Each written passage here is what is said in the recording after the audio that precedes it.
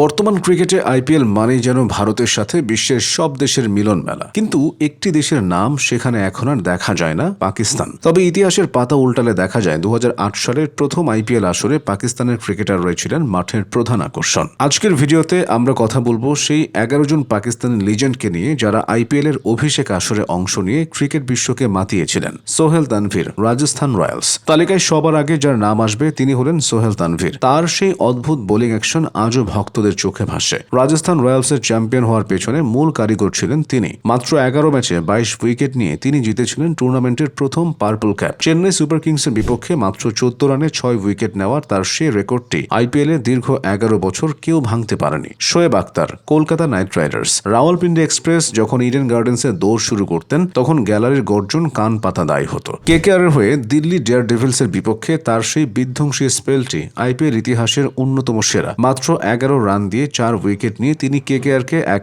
অবিশ্বাস্য জয় উপহার দিয়েছিলেন। শহীদ আফ্রিদি, ডেকান চার্জার্স। আইপিএল এর প্রথম নিলামে শহীদ আফ্রিদি ছিলেন অন্যতম দামি খেলোয়াড়। ডেকান চার্জার্সের হয়ে তার সেই বিধ্বংসী ব্যাটিং দেখার অপেক্ষায় থাকত সবাই। যদিও তিনি সেই মৌসুমে তার চেনা ছন্দে পুরোপুরি ফিরতে পারেননি, তবুও তার উপস্থিতি টুর্নামেন্টের গ্ল্যামার অনেক বাড়িয়ে দিয়েছিল। 10 ম্যাচে 81 রান এবং 9টি উইকেট ছিল তার ঝুলিতে। Misbah ul Haq, royal Challengers Bangalore. বর্তমানে আরসিবিতে বিরাট কোহলির রাজত্ব থাকলেও প্রথম মৌসুমে দলটির মিডল অর্ডারে ভরসা ছিলেন পাকিস্তানের সাবেক অধিনায়ক মিসবাহ উল হক। 8 ম্যাচে তিনি 117 রান করেছিলেন। আরসিবি সমর্থকদের কাছে তিনি ছিলেন অত্যন্ত জনপ্রিয় এক বিদেশি রিক্রুট।